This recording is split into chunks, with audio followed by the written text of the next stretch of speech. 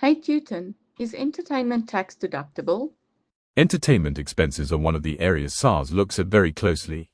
While many businesses see real value in these costs, SARS generally views them as having a personal or domestic element, unless you can show a very clear link to generating income. In this short video, I'll explain how to structure your chart of accounts, how to use subsistence allowances effectively, and address a common grey area with management meetings held at restaurants.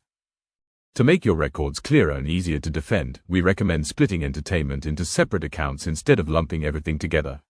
For example, instead of having one account named Entertainment, have the following accounts: Entertainment-Directors and Management, Entertainment-Clients or Business, Entertainment-Marketing and Promotion, and finally, Staff Welfare and Functions.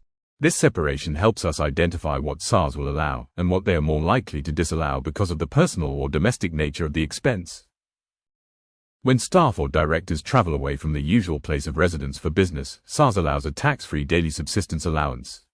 For the 2025 tax year, the deemed amounts are R598 per day for meals and incidentals, or R184 for incidental costs only.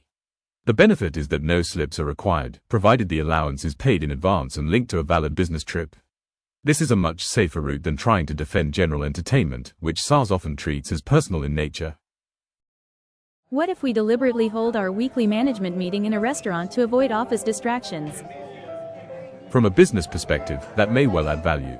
But SARS sees it differently. Because meals and drinks carry a personal or domestic element, they generally do not qualify as deductible. The same meeting could take place at the office at no extra cost. If the true aim is a distraction-free environment, a better option is to book a neutral venue like a boardroom or co-working space. That cost is easier to defend as a business deduction, but the food and coffees consumed there remain entertainment and should be flagged as non-deductible for tax purposes. In short, SARS views most entertainment as carrying a personal or domestic element. To manage this risk, split your entertainment accounts, use tax-free subsistence allowances where appropriate, and avoid disguising meals as deductible meetings. These small changes will reduce the chance of disputes and help us defend your tax position.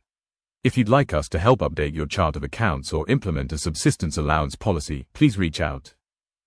If you're still unsure, check out our other videos, reach out in the comments and follow for clear tax tips, simplified.